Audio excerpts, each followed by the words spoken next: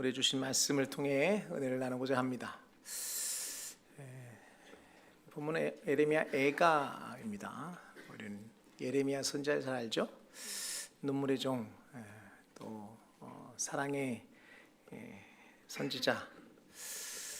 예레미야가 활동하던 시기는 유다가 이제 망하기 직전, 그리고 망하고 난 다음에, 그러니까 살아난 조국이 패망할 것을 하나님께 미리 들었고, 하나님의 공의가 이렇게 공의의 그 심판을 돌이킬 수 있는 유일한 길은 이스라엘 백성들이 회개하고 돌이키는 것이었기 때문에 어떻게든 하나님의 공의가 이스라엘 패망으로 가지 않도록 정말 눈물로 호소했고, 또 그렇게 경고했지만 불행하게도 유다는 돌이키지 않았습니다.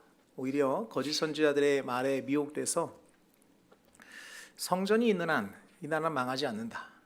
사실 하나님은 그 성전에서 떠나셨거든요. 건물에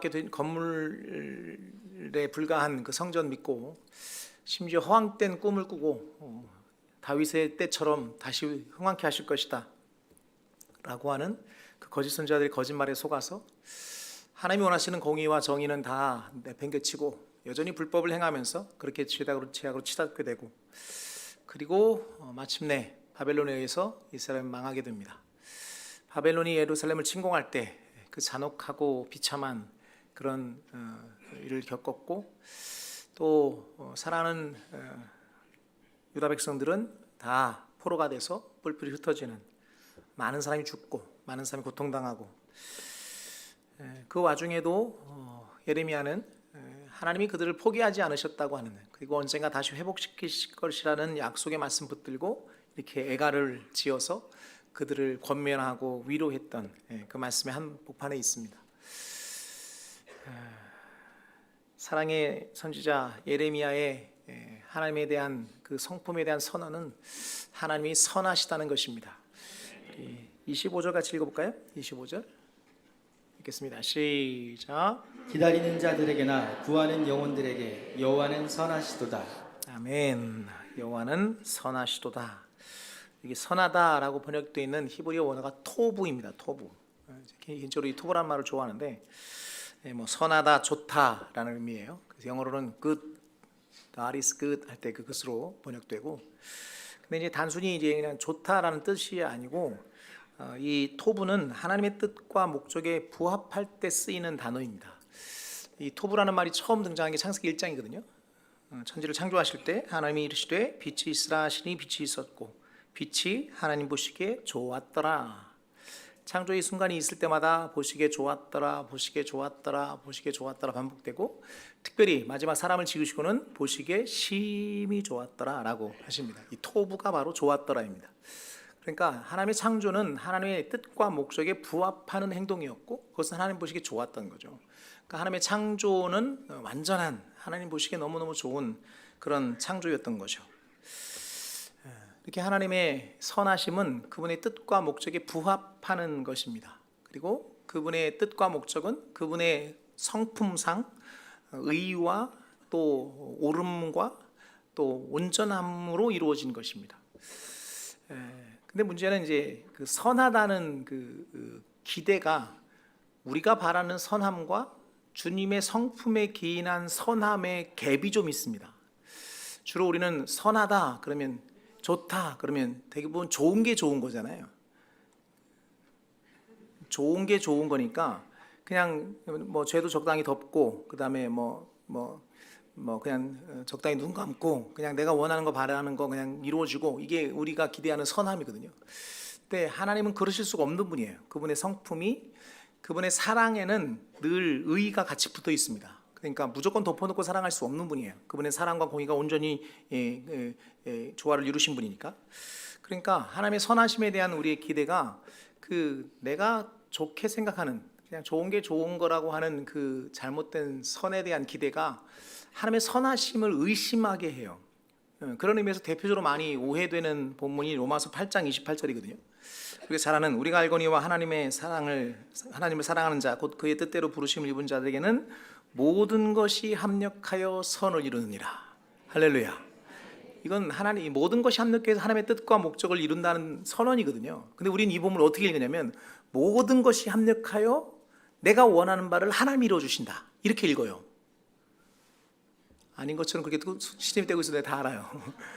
그러니까 모든 것이 합력해서 내가 바라는 선이 이루어지길 기대하니까. 근데 하나님은 당신의 목적과 뜻대로 선을 이루어 가시는데 그게 나의 기대와 다르니까 하나님이 선하시다는데 모든 것이 합력하여 선을 이룬다는데 도대체 그 선은 어딨냐고 따지는 거죠.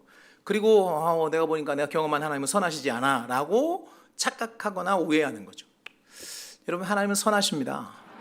하나님은 변함이 없으세요. 그분의 의와 그분의 오름은 변하지 않아요. 그분의 목적과 뜻에 따라 이 땅을 섭리하십니다.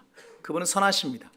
근데 그 선하심이 내가 기대하는 좋은 게 좋다고 느끼는 그냥 뭐 우리가 그냥 쉽게 말하는 대로 순풍에 돛단 듯이 아무 문제 없이 그냥 예수 믿기만 하면 잘 되는 것을 기대하는 우리에게는 늘 자꾸 부딪히는 거죠.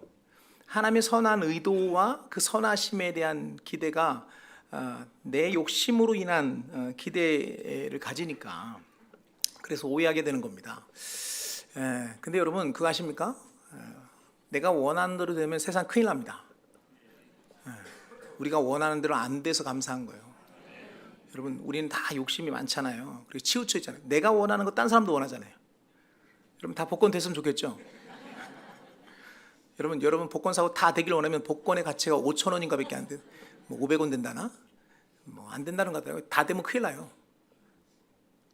복권 안 사는 게 좋은 건데. 아무튼 자, 내가 원하는 대로 안 돼서 이 땅이 그나마 남아 있는 거예요. 우리가 원하는 대로요, 이 땅이 남아나질 않아요. 아마 두동강이 나든 아마 쪼개지든 그럴 거예요. 이 땅은 내가 원하는 대로 되지 않고요, 하나님의 뜻대로 된 줄로 믿습니다. 그러니까 지금 예레미야가 선언하고 있는 하나님의 선하심, 그가 바로 보고 있고 기대하는 선하심을 이해하려면 본문을 좀 넓게 읽을 필요가 있어요. 다시 본문 다시 보세요. 19절부터 보겠습니다. 19절부터 25절까지 이어서 읽을게요. 예레미야가 3장 19절에서 25절 시작. 내 고초와 지난 곧 쑥과 담즙을 기억하소서. 내 마음이 그것을 기억하고 내가 낙심이 되오나 이것을 내가 내 마음에 담아두었더니 그것이 오히려 나의 소망이 되었사옴은 여호와의 인자와 긍휼이 무궁하심으로 우리가 진멸되지 아니함이니이다. 이것들이 아침마다 새로우니 주의 성실하심이 크시도소이다. 내 심령에 이르기를 여호와는 나의 기업이시니 그러므로 내가 그를 바라리라 하도다. 기다리는 자들에게나 구하는 영혼들에게 여호와는 선하시도다. 아멘. 사람이 됐습니다. 19절부터 24절까지 내용을 전제로 그분은 선하시다고 말하는 거예요. 천천히 보죠. 19절에 내 고초와 재난과 재난 곧 쑥과 담즙. 담즙이 그 장계 중에 가장 쓴 게 이제 그 쓸개잖아요. 그러니까 고초, 재난, 뭐 쑥, 담즙, 여기는 바로 지금 에레미야가 겪고 있는 현실이에요. 물론 그들의 죄악 때문에 드러난 현실이긴 하지만 나라가 망하고 백성들이 포로로 흩어지고 재난이에요. 말 그대로 정말 암울한 현실이에요. 근데 그것 때문에 그걸 기억했고 그것 때문에 내가 낙심했다는 거죠. 그런데 놀라운 것은 그게 낙심으로 끝나지 않고 그것이 나의 소망이 되었다는 거예요. 소망이 된 이유가 뭐예요? 하나님의 인자와 긍휼이 무궁하시다는 거죠. 분명히 우리의 죄악 때문에 진노하셨지만 진멸하지 않으셨다는 거예요. 남겨두셨고 때가 되면 다시 회복시키실 것이라는 약속 때문에 그 성실하심이 크고 또 그 긍휼이 크시기 때문에 그분을 나의 기업으로 그를 바라는 거죠. 그래서 그분을 선하다고 말하는 거예요. 그 선하심, 그런 하나님을 기대하고 그분의 선하시다고 선포하고 있는 겁니다. 지금 우리가 쉽게 오해하는 내가 원하고 바라는 대로 이루어진 걸 선이라고 생각하는 오해의 그런 선이 아니고 정말 성경이 말씀하시는 선, 하나님의 목적과 뜻에 부합하여 하나님의 그 의로 이루어내는 완성하시는 그것에 대한 기대를 가지고 예레미야는 하나님 선하다고 선포하고 있는 겁니다. 시작하면서 말했지만 예레미야의 상황은 절망이에요. 나라가 망했다니까요. 예루살렘이 포위되고 바벨론에서 침략당할 때 정말 비참한 수많은 사람이 죽고 다치고 또 일부는 정말 능욕을 당하고 또 대부분의 사람들이 다 포로가 돼서 흩어지는 그런 상황이에요. 재난이에요. 그런데 그 상황에서도 하나님의 선하심을 기대하는 거죠. 여러분, 하나님의 뜻 하나님의 목표를 이루어 가시는 과정 속에 우리가 고백할 수 있는 건 그분이 선하다고 고백하는 겁니다. 그리고 그 고백이 우리 인생에 닥치는 여러 가지 환난이나 고난이나 또 하나님이 기대하시는 뜻 안에서 우리를 향한 그런 환경들을 바로 보고 또 믿음으로 반응할 수 있게 되는 힘이 되는 거예요. 저는 믿음을 축복합니다. 여러분 하나님의 선하심을 믿는 자 되기를 소망합니다. 공교롭게도 우리 히브리서 12장에 그 히브리서 저자도 하나님의 선하심을 이렇게 고백합니다. 우리 히브리서 12장 가보실래요? 우리가 지금 히브리서 은혜를 나누고 있는데 지난주에 12장을 다 나누지 못해서 이번 주에 나누기로 했었는데 놀랍게도 거기 12장에 1세기 고난당하는 믿음의 사람들을 향해 하나님의 선하심에 대해서 이렇게 권면합니다. 우리 7절부터 보죠. 7절부터 11절까지입니다. 시작. 너희가 참음은 징계를 받기 위함이라. 하나님이 아들과 같이 너희를 대우하시나니 어찌 아버지가 징계하지 않는 아들이 있으리요. 징계는 다 받는 것이거늘 너희에게 없으면 사생자요 친아들이 아니니라. 또 우리 육신의 아버지가 우리를 징계하여도 공경하였거든 하물며 모든 영의 아버지께 더욱 복종하며 살려 하지 않겠느냐. 그들은 잠시 자기의 뜻대로 우리를 징계하였거니와 오직 하나님은 우리의 유익을 위하여 그의 거룩하심에 참여하게 하시느니라. 무릇 징계가 당시에는 즐거워 보이지 않고 슬퍼 보이나 후에 그로 말미암아 연단 받은 자들은 의와 평강의 열매를 맺느니라. 아멘. 우리가 잘 아는 내용이니까 11장에 믿음의 사람들 믿음장으로 믿음의 사람들 쭉 열거하고 우리 주위에 둘러싼 허다한 증인 같은 그들을 통해 우리가 가야 될 길, 그러니까 부름받은 자니까 우리가 가야 될 길이 있고 그 길을 끝까지 경주하는, 그래 그 길을 인내함으로 또 끝까지 경주하는, 빨리 가는 싸움이 아니고 끝까지 가는 싸움이라고 했어요.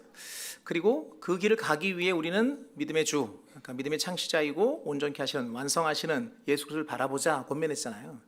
근데 왜 우리가 싸우는 경주를 인내로 해야 되냐면 그 길이, 우리가 가야 될 그 길의 과정이 징계가 있다고요.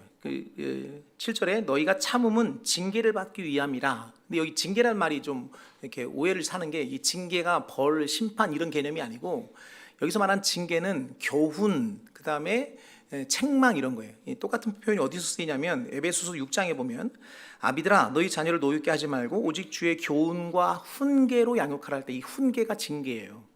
또 디모데후서 3장에 모든 성경은 하나님의 감동으로 된 것으로 교훈과 책망과 바르게 함과 의로 교육하기 유익하니 할 때 이 책망, 이게 징계거든요. 그러니까 하나님은 우리가 걸어가야 될, 우리가 완주해야 될 인생의 걸음 가운데 하나님 우리를 징계하세요. 그러니까 책망하시고 훈계하세요. 이걸 다른 표현로 하면 우리를 연단하세요. 그 연단의 과정들이 우리가 걸어가야 될, 완주해야 될 경주의 중간중간 있다고요. 그리고 그 그 책망과 훈계는 뭐를 위한 것이냐면 마치 부모가 자녀를 훈계하듯, 그러니까 히브리서 7장에서도 말하죠, 12장에서 말하죠. 하나님 우리를 자식 대하듯 하신단 말이에요. 우리가 잘못할 때 우리가 바른 길로 가도록 부모가 자녀를 훈계하듯 하나님의 선한 목적과 의도대로, 그분의 섭리대로, 그분의 선하심대로 우리를 이끌어 가실 때 훈계하신다고요, 책망하신다고요, 연단하신다고요. 그렇게 해서 우리에게 뭘 기대하시냐면 여기 12장 10절 하반절에 보면 하나님은 우리의 유익을 위하여 그의 거룩하심에 참여하게 하시느니라. 무릇 징계가 당시에는 즐거워 보이지 않고 슬퍼 보이나 후에 그로 말미암아 연단받는 자들은 의와 평강의 열매를 맺느니라. 하나님의 기대가 여기 있단 말이에요. 우리를 부르시고 우리가 자녀이기 때문에 하나님의 자녀답기를 원하시고 하나님 백성답기를 원하세요. 우리가 부름받을 때 우리가 완전한 모습으로 부름받지 못했어요. 우리는 죄의 속성을 가지고 있고 죄 아래에 있던, 본질상 진노의 자녀였던 우리가 어둠에서 빛으로 옮겨졌어요. 그 상태에서 이제 빛의 자녀로 살아야 되잖아요. 그러면 내가 원하는 치우치고 깨어진 우리의 욕심과 우리의 그런 욕망에 반응하는 인생이 아니고 부르신 주님의 뜻을 쫓아 그분이 원하시는 수준으로 나아가는 그 걸음을 우린 경주라고 하고 우리가 걸어야 될 길이라고 그러고, 그 길 가운데 하나님 우리를 연단하신다고요, 훈계하신다고요, 책망하신다고요. 그걸 징계라는 표현으로 쓴 거예요. 그러니까 이 과정을 뭘로 참아낸다고? 인내하는 거예요. 왜 우리가 경주할 때 인내가 필요하냐면 이 과정들을 겪어내는 거죠. 근데 그 겪어냄의 근거가 뭐냐면 하나님에 대한 믿음이에요. 그 믿음이 뭐냐면 하나님의 선하심에 대한 믿음이에요. 우리를 만들어 가시는 과정 속에 그분의 선하신 의도대로 우리를 이끌고 계시다는 믿음. 그러니까 이 선하신 뜻이 내가 선한 게 아니고 내가 바라는 선이 아니고 그분이 목적하신 선함이에요. 시작하면서 말했지만 우리는 선함에 대한 어떤 기대가 있냐면 우리는 그냥 좋은 게 좋은 거예요. 그냥 잘 됐으면 좋겠어. 아무 문제 없으면 좋겠어. 올 한 해도 그런 기대 갖고 계십니까? 올 한 해 아무튼 아무 문제도 없고 아무 어려움도 없고 그냥 순풍에 돛단 듯이 그냥 쫙 갔으면 좋겠죠. 꿈 깨세요. 그런 일 없습니다. 하나님의 선하심을 믿는다면 우리 그렇게 놔두지 않아요. 우리가 원하는 대로 놔두면 우리는 의를 이룰 수 있는 요소가 없어요. 그러니까 우리 마음대로 되는 인생은 큰일 나는 거예요. 우리 마음대로 안 돼야 돼. 죽어도 아멘 안 해. 우리 마음대로 되면 큰일 나요. 우리는 그럼 죄악으로 치닫게 돼 있다니까요. 아주 불법이 횡행할 거예요 아마. 우리 마음대로 되면. 우리 마음대로 안 되니까 그나마 하나님 의지하고 내 마음대로 안 되니까 그나마 주님 기도하고 그리고 그 과정 속에 하나님이 연단을 통해 환난을 통해 나를 이렇게 다듬고 계시는 거죠. 그 선하심을 믿는 믿음. 하나님이 선하시다. 그분의 뜻과 목적을 따라 우리를 인도하신다. 근데 그 인도하심 가운데 때로는 사망의 음침한 골짜기를 지날 수도 있다. 풀무불 가운데 한가운데 넣기도 하신다. 그런데 그 고난이 환난이 나를 망가뜨리는 게 아니고 나를 다듬으시고 나를 완성하신다. 그게 우리 경주의 끝에 그래서 그리스도의 장사한 분량에 이르는 경지까지 가는 거죠. 성화의 과정이 있는 거예요. 그걸 인내하며 가는 거죠. 믿음으로 가는 거죠. 할렐루야. 네, 오늘 주일 첫 설교인데 눈 감고 계신 분이 계셔가지고 제가 확 열받으려고 그러네.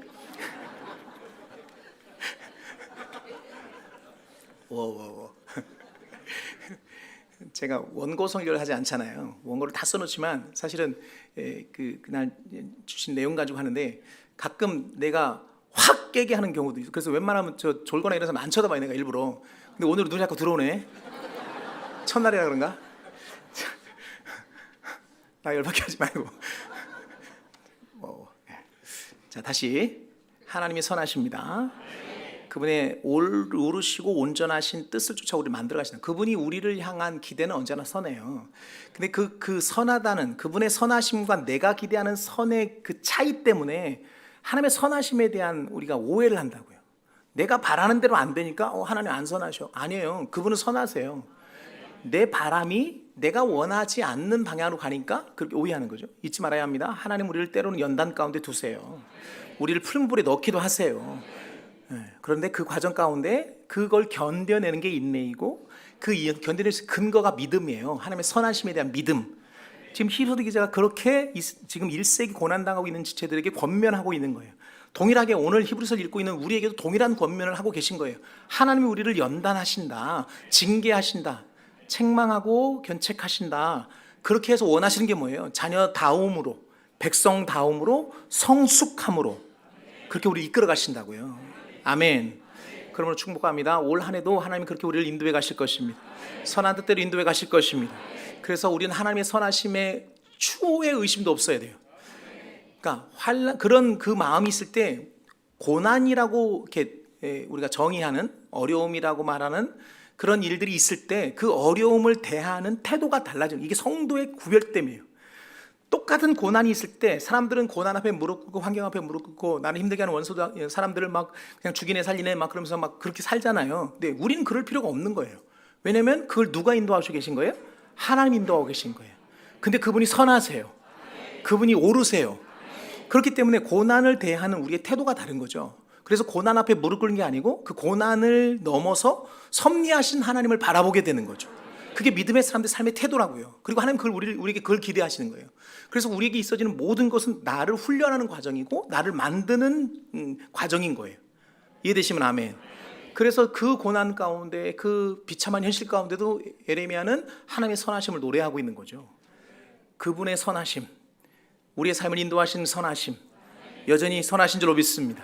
그리고 그 선하심에 우리는 믿음으로 반응하며 나아가기를 주님으로 축복합니다. 다시 본문으로 가보죠. 그러니까 그 믿음이 있는 사람은 하나님의 선하심을 믿기 때문에 어떤 환난이나 고난 가운데도 하나님을 잠잠히 기다리는 거죠. 그리고 그렇게 잠잠히 기다리는 것을 지금 예레미야는 좋다라고 표현합니다. 26절 보세요. 예레미야 3장 26절 읽겠습니다. 시작. 사람이 여호와의 구원을 바라고 잠잠히 기다림이 좋도다. 아멘. 하나님의 선하심이란 믿음 때문에 그 고난의 한복판에서 믿음의 사람들이 하는 것은 하나님을 잠잠히 기다리는 것입니다. 하나님의 구원을 기대하면서 그분을 잠잠히 바라는 거죠. 하나님을 잠잠히 바랄 때 우리는 나를 힘들게 하는 사람 때문에 막 밤새 미움에 잡혀서 시간을 허비하거나 아니면 내가 당한 환난이나 여러 가지 상황으로 인한 어려움 때문에 주저앉는 인생을 사는 게 아니고 그 와중에도 역사하신 하나님 바라보고 그 상황을 넘어서는 하나님이 기대하신 대로 의와 평강의 열매를 맺는 주님의 원하시는 삶의 열매로 나아가고 주님을 닮아가는 성숙함으로 나아가는 삶의 방향을 갖게 되는 거예요. 고난이 좋은 사람은 없어요. 늘 말하잖아요. 고난 자체가 좋을 수는 없죠. 저도 싫으니까. 근데 고난이 주는 의미가 다른 거예요. 하나님 없는 사람은 고난은 그냥 고난으로 끝나요. 근데 하나님의 섭리를 믿고 그분의 선하심을 믿는 우리에게는 고난이 의도가 있어요. 하나님의 뜻이 있어요. 하나님의 계획하심이 있어요. 근데 그 계획하심이 뭐를 전제한다고요? 선하심을 전제한다고요. 그러니까 그 고난을 통해 하나님이 의도한 바를 이루어가죠. 그러니까 히브리서 기자의 말처럼 의와 평강의 열매를 맺게 되는 거예요. 주님을 닮아가는 거예요. 성숙하게 되는 거예요. 우리가 알고 있는 믿음의 분량으로 나아가게 되는 거죠. 그러니까 하나님을 바란다는 것은 이 땅의 믿음의 사람들이 살아가는 아주 중요한 삶의 태도예요. 이걸 가장 잘 실천했던 사람이 바울이거든요. 바울이 아니고 다윗하고 바울이 자꾸 왔다 갔다 해요. 다윗 시편 62편 가보세요.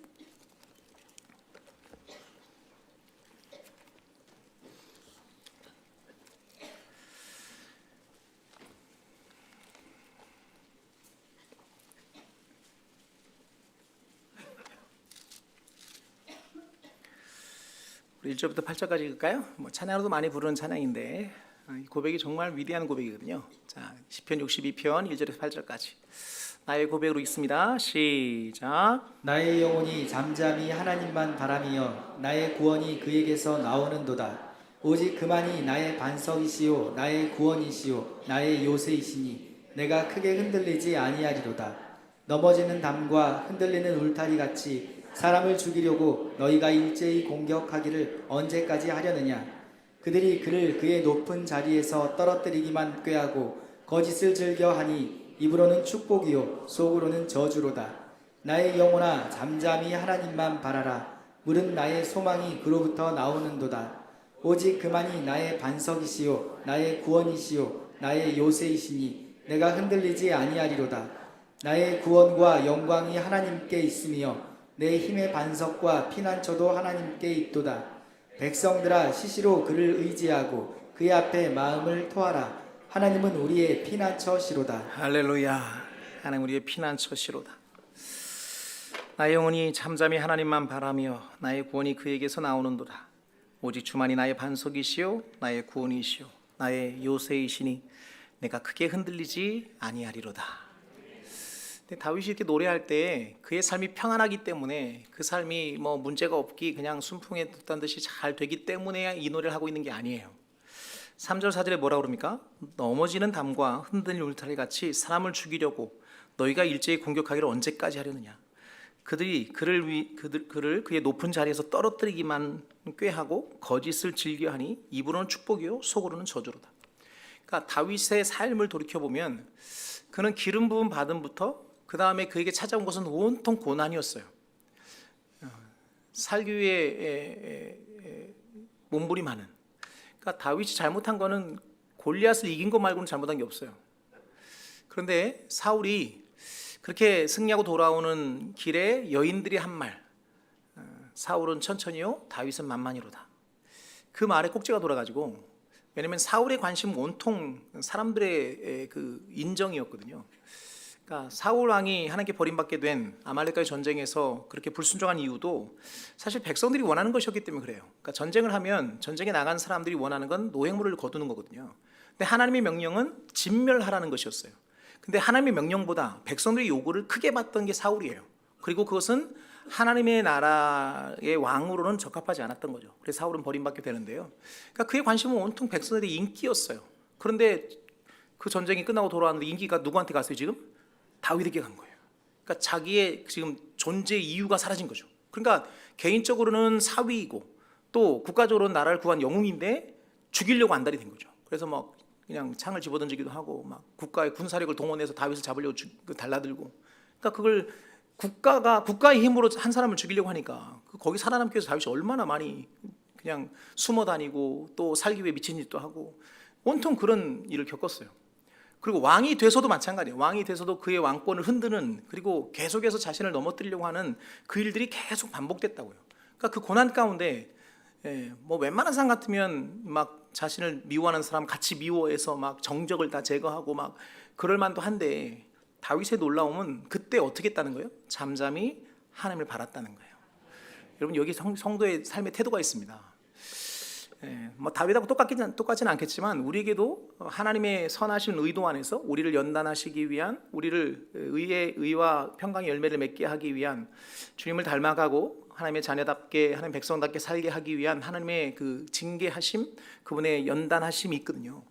그때 사람을 통해서 일하시기도 하고 환경을 통해서 일하시기도 하는데, 그때 일어나는 그 미워하는 사람들, 나를 없게 하는 사람들, 그 사람 때문에 막 밤새 죽으네 사길리네 막 그러고 막 그러지 않고, 환경 앞에 무릎 꿇고 뭐 상황 앞에 막 절망하고 그러지 않고, 밖은 폭풍인데 나는 잠잠히 하나님을 바라는 거죠. 지금 예레미야 애가에서 예레미야가 말하고 있는 그렇게 하나님을 바라는, 잠잠히 하나님을 바라는 자들이 좋다고 하는 이유가 그게 성도의 아주 중요한 신앙의 태도이고 누림이에요. 전 믿음 축복합니다. 여러분, 환경은 막 폭풍인데 하나님의 잠잠히 하나님 바람으로 빼앗기지 않는 평안을 누린 자들에게 소망합니다. 이 평안은 어디서 온다고요? 하늘로부터 임하는 거예요. 주님으로 말미암는 거예요. 그래서 우리의 시선이 중요해요. 나를 막 죽이려고 달라드는 사람 눈 쳐다보면 같이 분노하게 돼 있어요. 막 환경, 막 폭풍 같은 환경 바라보면 절망할 수밖에 없어요. 왜? 환경이 나보다 언제나 크잖아요.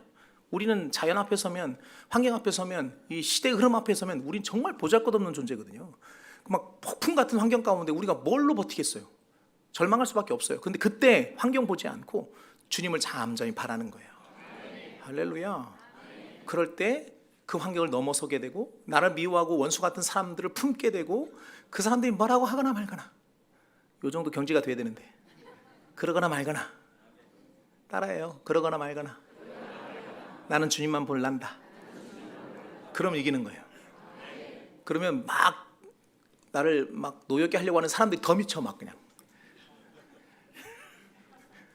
아주 간단해. 가서 막 해가지고 이기는 것보다 아예 신경 꺼버려. 그러거나 말거나 나는 주님만 본다. 여러분, 역설적이게도 다윗을 만든 게 그 환경입니다. 우리가 잘 아는 대로 다윗이 부름받을 때 목동이었어요. 물론 목동 중에서는 아주 신실한 목동이었어요. 당신 아버지의 양을 지킬 때 양새끼가 곰에게 또 이리에게 물려가면 그 곰의 입에서 새끼를 빼올 만큼 아들한테 양을 맡기면서 그렇게까지 하라고 시키진 않았을 거예요. 근데 다윗은 그만큼 자기 일에 충성됐어요. 또 그걸 하기 위해서 연마한 게 물맷돌이거든요. 그 물맷돌이 골리앗을 물리치는 도구가 된 거예요. 그러니까 부름 받을 때도 신실한 사람이었던 건 분명하지만 그릇은 목동이에요. 근데 하나님 지금 다윗을 뭘로 부르셨어요? 왕으로 부르셨잖아요.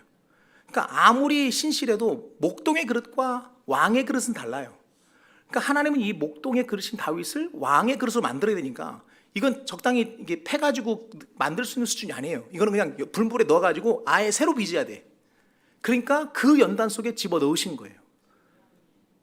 지금 하나님의 의도가 보입니까? 지금 예레미야 애가에서 에레미야가 말하고 있는 선하심과 히브리서 저자가 말하고 있는 그 하나님의 선하심의 고백의 공통점이 그겁니다. 고난이 하나님의 선한 의도 아래 있다고요. 목동의 그릇인 다윗을 왕의 그릇으로 만들기 위한 하나님의 풀무의 연단과 같은 일이 우리 안에도 있다고요. 다윗을 다윗 되게 하신 하나님이 우리 하나님이세요. 하나님의 의도와 계획이 우리를 그렇게 연단하고 계시다고요. 의도하고 계시다고요. 선하고 오르신 뜻대로 우리를 만들어 가신다고. 그 경주 안에 그 과정이 있어요.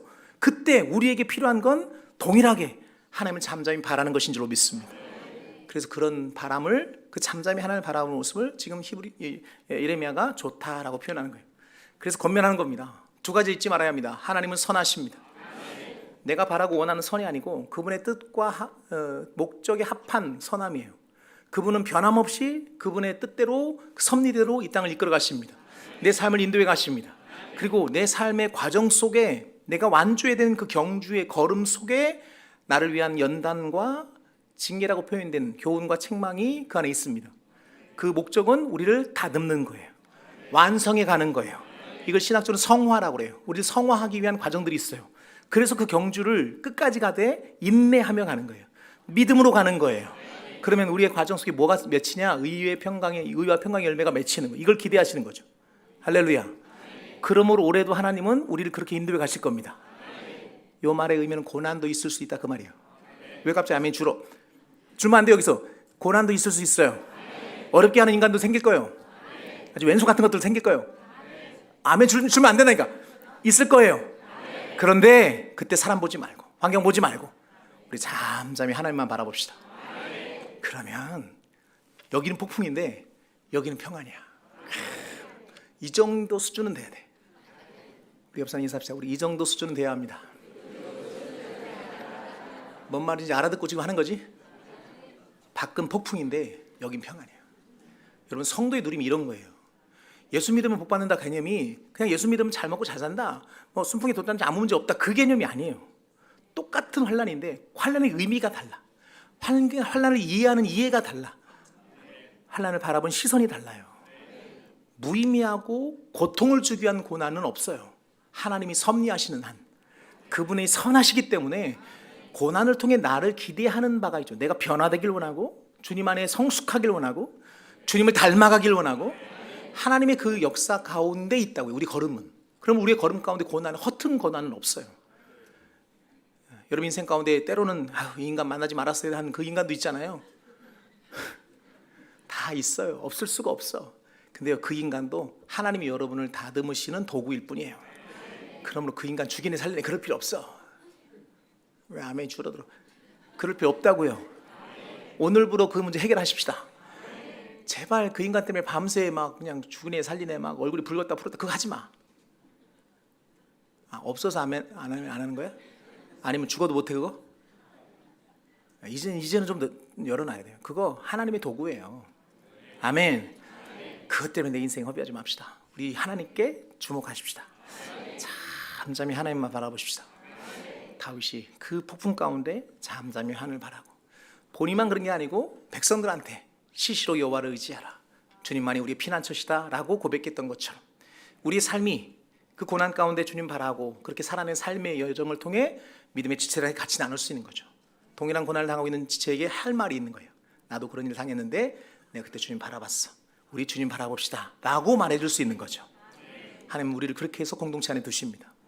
우리 믿음의 지체들이 서로 함께 지어져가는, 주님이 원하시는 그리스도의 장사분량까지 나아가는 올 한 해 되기를, 그렇게 하나님을 선하심을 믿고 그분을 잠잠히 바라는 믿음의 종들 되기를 주님 이름으로 축복합니다.